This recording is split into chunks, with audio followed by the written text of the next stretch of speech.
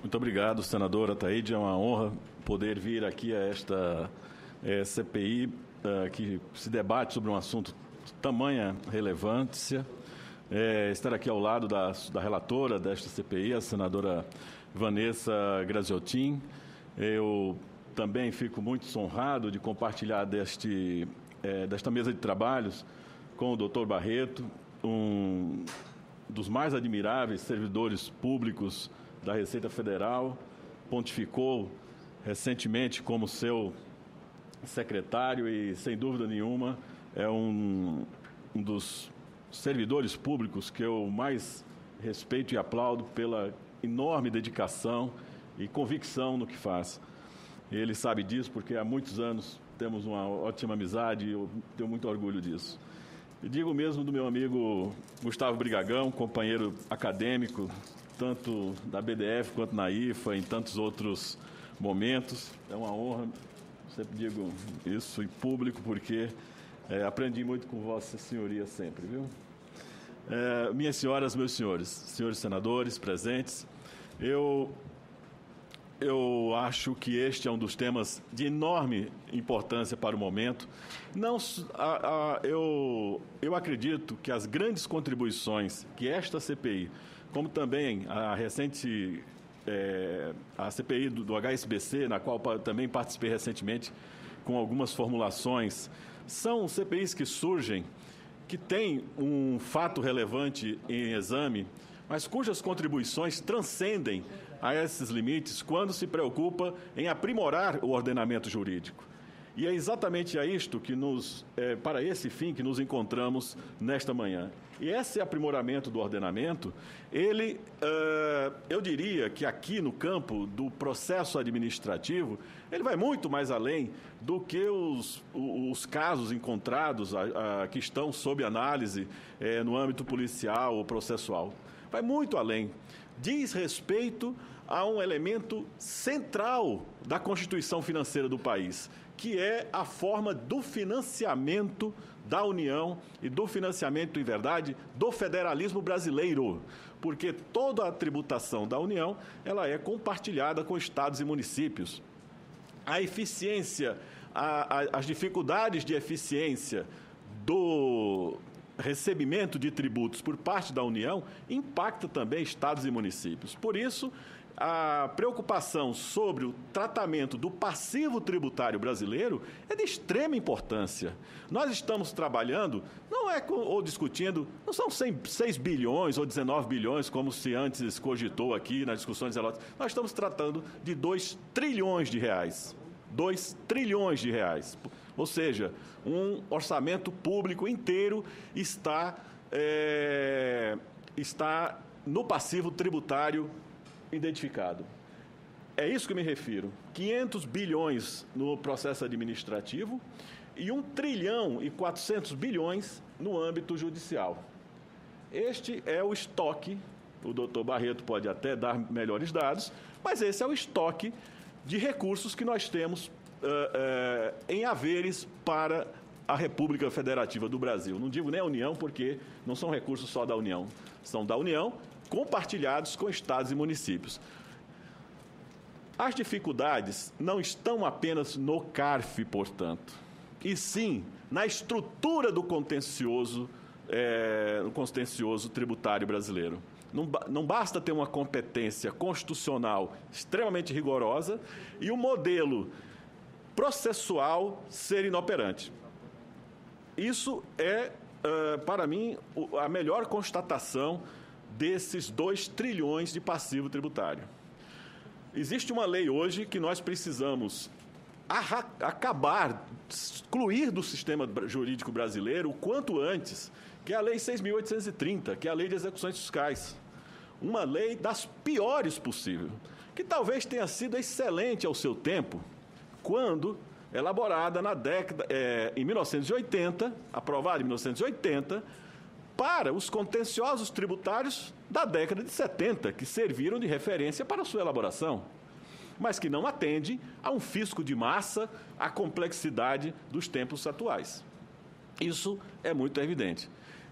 Eu participo também de um grupo de trabalho de uma comissão que estuda a dívida ativa na Câmara de Deputados, presidida pelo deputado Paulo Teixeira, que tem ali uma proposta para reformular a lei de execuções fiscais, mas eu queria dizer, senadora Thaídes, que eu vejo como trabalhos complementares, esse que está sendo realizado aqui, com esta e outros projetos que estão na casa em tramitação, que necessitariam ser concentrados numa comissão, e essa é a minha primeira proposta, para reforma do contencioso tributário administrativo judicial.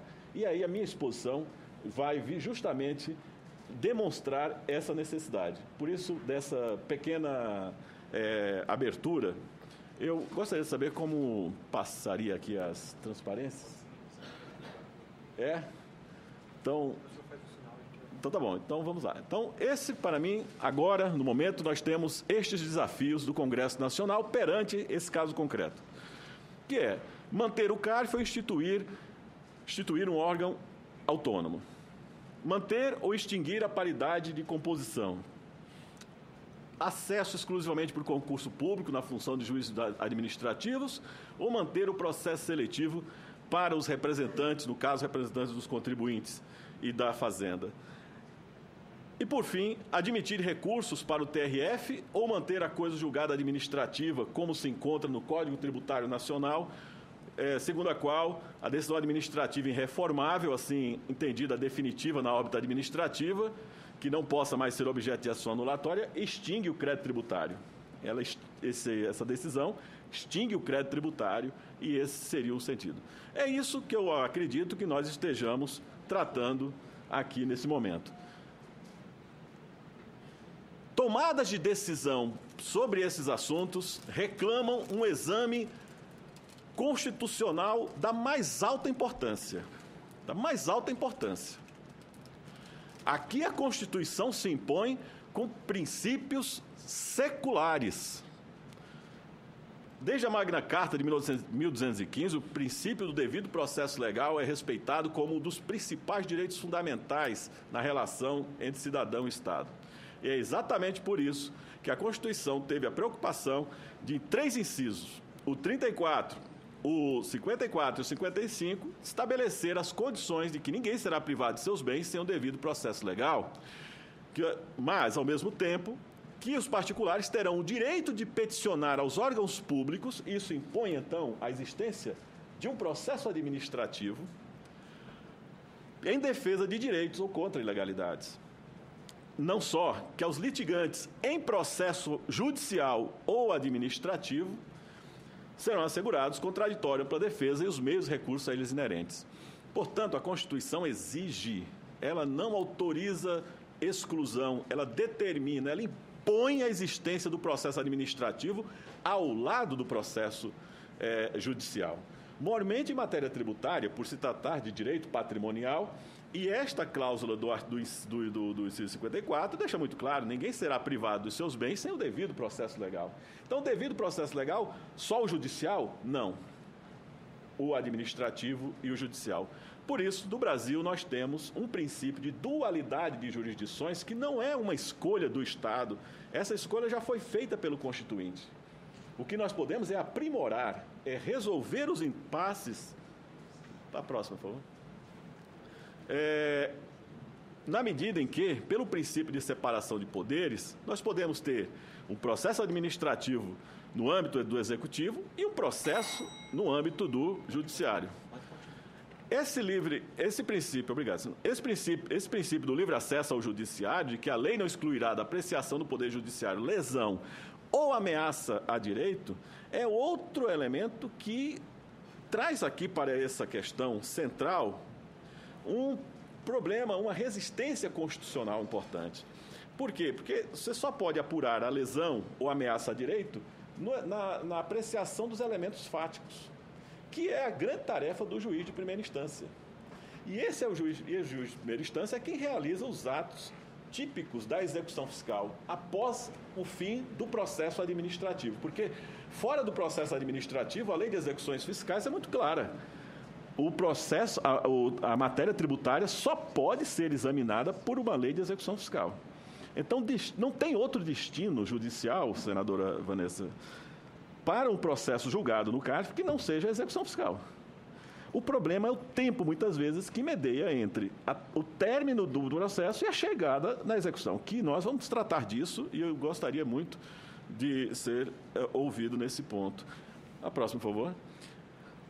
A Constituição não para aí. Ainda temos, a partir da Emenda Constitucional 45, esse inciso 78, que diz que a todos no âmbito judicial e administrativo são assegurados a razoável duração do processo e os meios que garantam a celeridade da sua tramitação.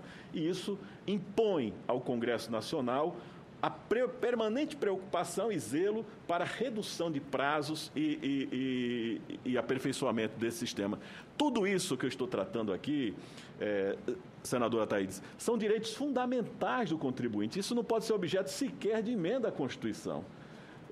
Por mais voluntariosos que sejamos e queiramos resolver problemas que existem, nós temos que, primeiro, respeitar nosso livrinho magno, que está aqui sendo compulsado pela senadora Vanessa. A próxima. Então, veja, temos modelos vários no mundo na relação de processos administrativos e judiciais. É muito difícil copiar, trazer para a experiência brasileira um modelo específico. Por quê? Porque esses modelos têm que se adaptar à Constituição interna. Muitas vezes eles dão certo no seu país de origem, nos Estados Unidos, na Argentina, mas quando nós importamos, eles não casam com os valores, com os princípios constitucionais. Eu poderia me demorar aqui horas a explicar o regime dos Estados Unidos, ou da Alemanha, ou de Portugal, Itália, Espanha, que são modelos que funcionam muito bem. O caso de Portugal mesmo, que tem um tribunal administrativo, cujos recursos já vai para uma segunda instância direta e muitas vezes julgado até pela Corte Constitucional, é um modelo que funciona muito bem. Mas na nossa estrutura constitucional, ele teria dificuldades que eu vou mostrar na sequência. Então, eu acredito, ser despiciando, tratar do fluxo do processo administrativo. Mas eu só gostaria de deixar claro que o trabalho que as DRJs fazem é um trabalho que também nós não temos como suprimir.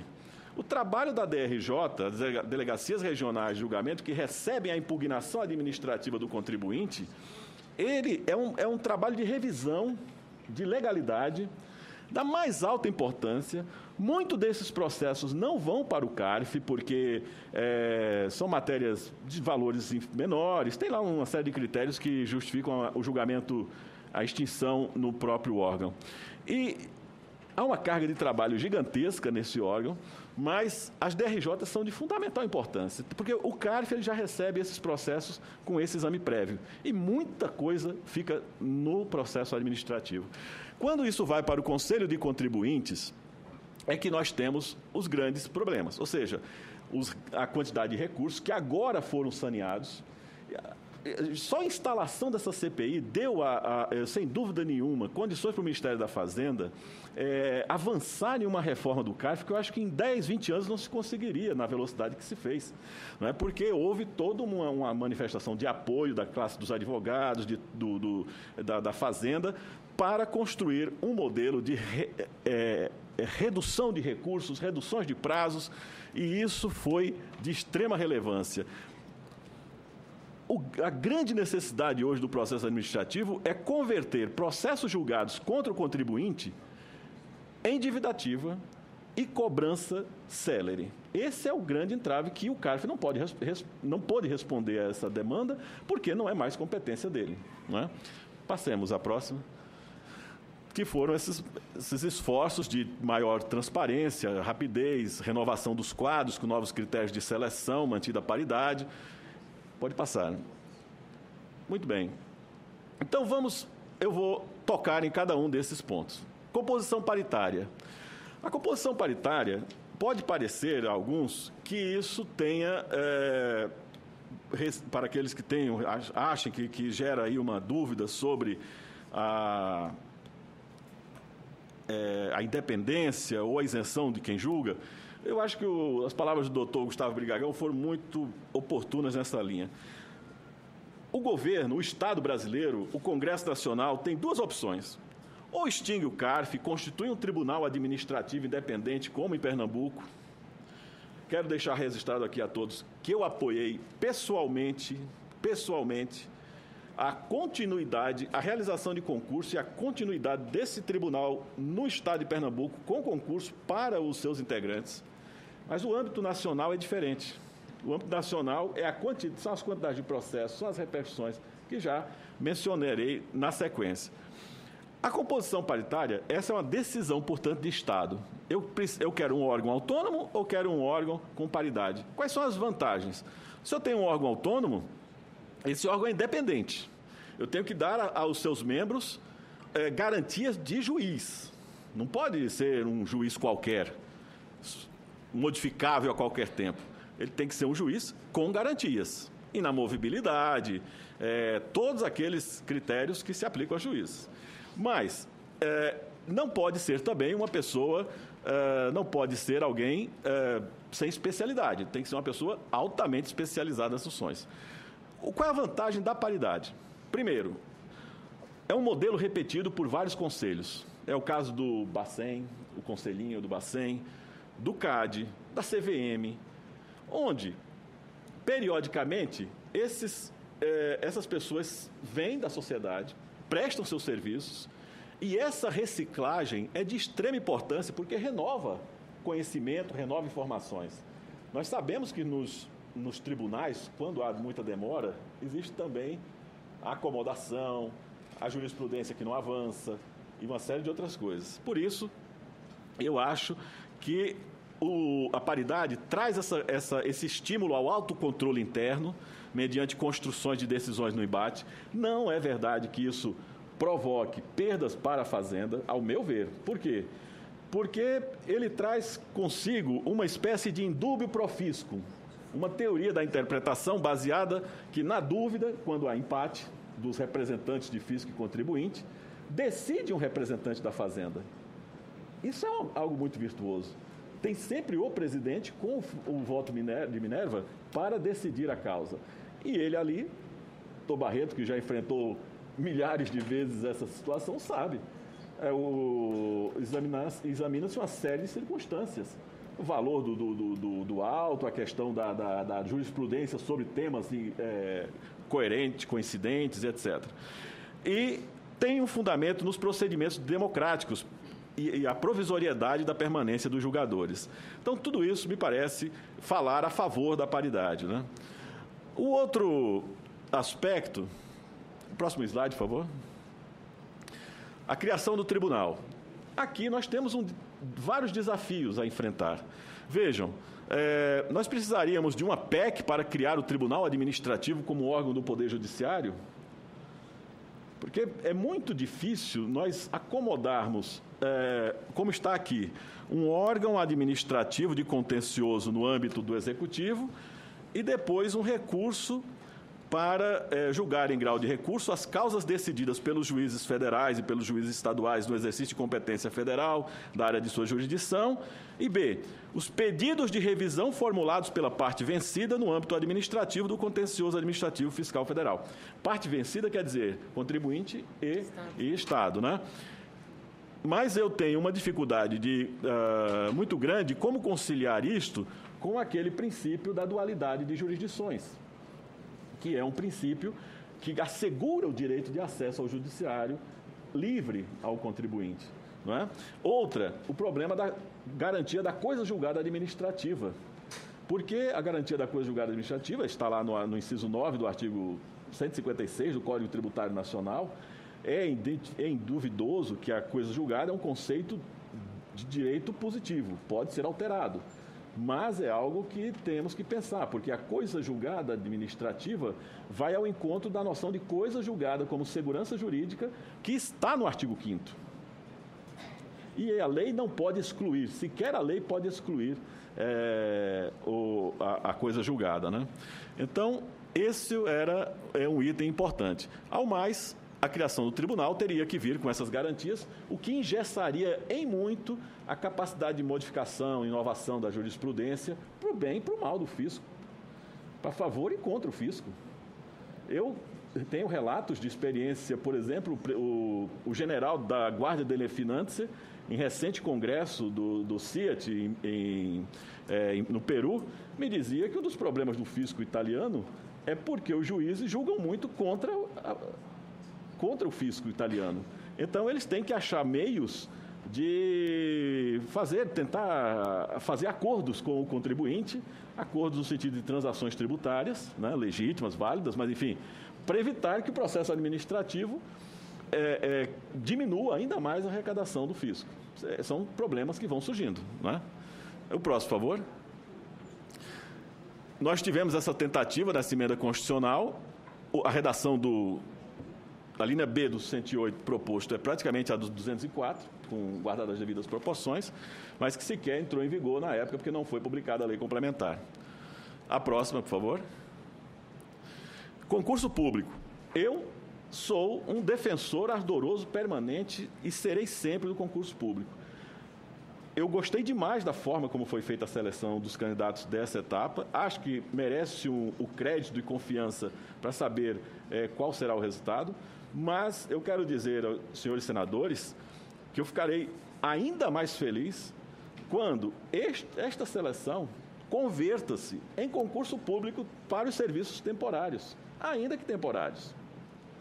Porque o concurso público, para mim, é a única porta de acesso, mormente quando se tem remuneração pública envolvida. Ao dizê-lo, a Constituição,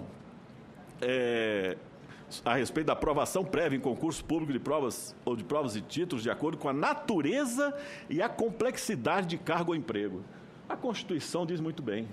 Coloca exatamente os termos que a sociedade precisa em termos de tranquilidade. É dizer, eu estou sendo julgado por alguém que foi aprovado em um concurso que apreciou a natureza e a complexidade do cargo para essa função. A Constituição, nesse ponto, não poderia ter sido mais qualificada e objetiva. Então, eu acredito que o novo modelo de seleção atende aos requisitos constitucionais, como tem sido feito criteriosamente pelo Comitê de Seleção, mas migrar para um concurso público nas próximas seleções deveria ser uma condição de continuidade no exercício dessas funções. A próxima, por favor. A questão da coisa julgada, como eu disse, eu entendo que nós podemos criar critérios para avaliar a imparcialidade e isenção das decisões, mas nós temos uma regra do Código Tributário Nacional que está aí há 40 anos, tem sido efetiva, e ela não proíbe que decisões, vejam a parte final, que mais não possa ser objeto de ação anulatória. A ação anulatória é a ação adequada para o fisco propugnar em juízo a extinção de um processo sobre o qual julgue que tenha havido fraude. Ele tem a ação anulatória, tá certo? Então, não me digam que porque tem uma coisa que é preciso dizer. O servidor público brasileiro é dos mais qualificados. E do âmbito federal, eu só tenho elogios aos procuradores da Fazenda Nacional e da Receita Federal. Agora, qualquer coisa que se diga que ele poderá fazer alguma coisa, ele lê da seguinte forma: eu tenho que fazer alguma coisa. Então, se disser que ele poderá recorrer, ele recorrerá em tudo. Que esse poderá, lá na frente, alguém vai dizer: por que você não recorreu daquele processo X? Você recorreu de 99, não recorreu de 1. Pronto. E ele vai ficar preocupado ou responderá eventualmente por isso. Então, eu acho que a preservação da coisa julgada administrativa é algo que deve ser refletido por este Senado, na apreciação dessa proposta, e aprimorar, sim, a ação anulatória, que nós não temos um texto normativo sobre essa ação anulatória. Concorda, doutor Barreto? Hoje ela está aí, dita no CTN, mas não explicitada como a União pode proceder para identificar essa fraude. Esse é um ponto fundamental. A próxima, por favor.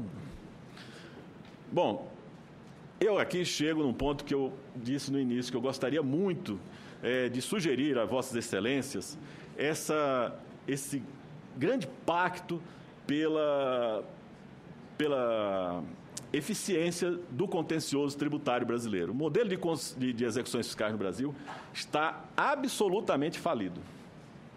E eu provo isso por A mais B. Pode passar a próxima, por favor.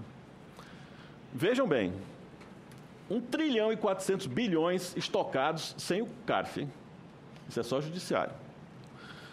Nós levantamos isso, né, Barreto? Você lembra com o ministro Luiz Inácio Adams, naquela época. Nos novos casos de execução fiscal na Justiça Federal em 2013, 512 mil. Novos casos, percebam bem. Nós podemos, com essa proposta do processo administrativo jogar na segunda instância, podemos correr o risco de jogar ali mais 200 mil processos. Então, é preciso pensar muito por ano, né? Mas veja, eles receberam 512 mil na fase de execução fiscal. Execuções em andamento, 7.280.000. Processos baixados em 2013, 677. Processos baixados, ou seja, extintos e... processos sentenciados em 2013, 1.692. Isso não é um índice que os senhores digam, os juízes federais brasileiros estão sendo ineficientes. Jamais. Juízes federais, em matéria de execução fiscal, trabalham diuturnamente numa quase prática de enxugar gelo, não é, doutor Henrique? Quase prática de enxugar gelo, porque são tantos os recursos e tantas as possibilidades de manobra interna nos processos que não terminam, que levam anos, décadas, para excitar o contribuinte, encontrar bem dos devedor, levar os bens... Bom, mais dados. Isso foi quem levantou, não fui eu não, foi o CNJ, numa parceria com o Ministério da Fazenda, CNJ, AGU e etc. Custo unitário de média de uma execução fiscal é de R$ 5.606. Tempo médio total de tramitação, 9 anos e 9 meses. Probabilidade de recuperação integral do crédito, de 25%. Quer dizer, então o índice de recuperação dos créditos não chega a 2% do total. A Lei de Diretrizes Orçamentárias mesmo faz ver aí uma série de referências, mas não tem expectativa de receber nada, porque recebe algo em torno de 20 bilhões de reais por ano, do 1 trilhão e 400, quando há refis, quando há algum parcelamento, porque sem parcelamento recebe 10. Na verdade, quem assegura, e eu não falo isso aqui tecendo loas gratuitas à Receita, não. Quem assegura a continuidade firme da arrecadação brasileira é realmente o trabalho constante da Receita Federal, num grau de espontaneidade do contribuinte brasileiro que é invejável no mundo. Nós temos um grau de espontaneidade de 92%. Isso tem que ser pensado e refletido. 92% de espontaneidade do contribuinte brasileiro. Passemos à próxima. Vejam bem um dado que é importante. Apenas em 15,7% dos casos houve penhora de bens. Do montante, apenas 6,5% dos devedores opuseram embargos à execução. Em 3,8% dos processos de execução fiscal ocorre pré-executividade, que é uma questão de antecipações, de efeitos, etc. E somente em 2,8% das ações de execução resultam em algum leilão judicial, com ou sem êxito. E desses, 0,3%, na verdade dá 0,6% de execuções nas quais tem leilão e o leilão é suficiente para pagar a dívida total. Então, esse sistema mostra sua falência por completo. O problema não está no CARF. O CARF, de longe, vai receber, com as reformas que se houve no âmbito do Ministério da Fazenda,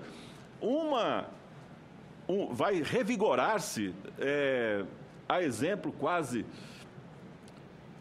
de um órgão que foi ao chão e retomou assim a sua beleza desde aí, facilmente. O problema vai continuar. Por quê? Porque o problema também não é só a solução do CARF, é a solução do CARF com a execução fiscal. Esse fluxo de passagem do processo administrativo para o processo de execução é fundamental. Próximo, por favor.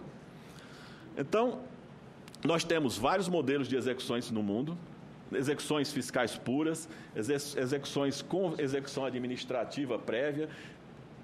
Outra que eu proponho, que é antecipar a decisão do juiz para que a administração possa promover a execução administrativa posteriori, com toda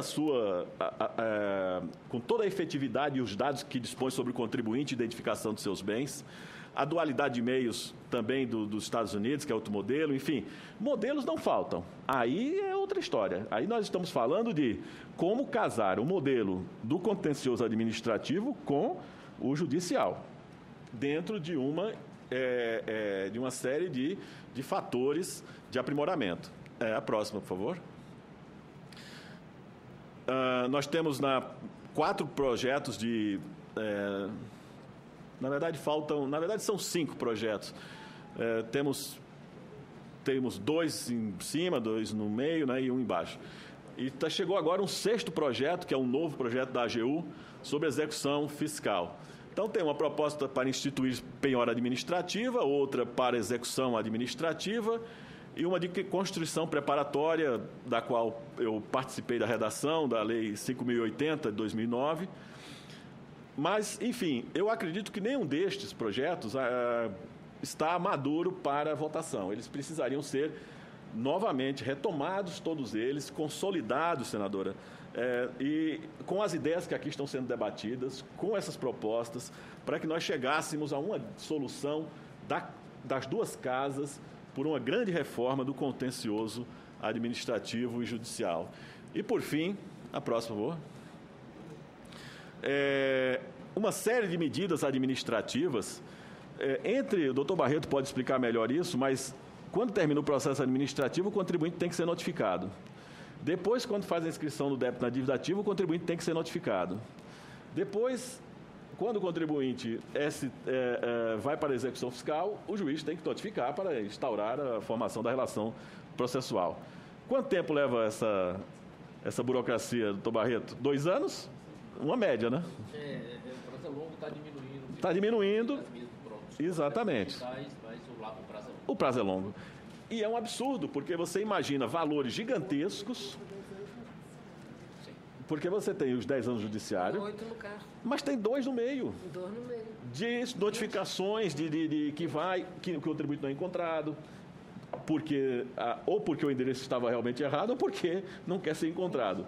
Mas não importa a razão, importa que não se dá uma efetividade a esta localização.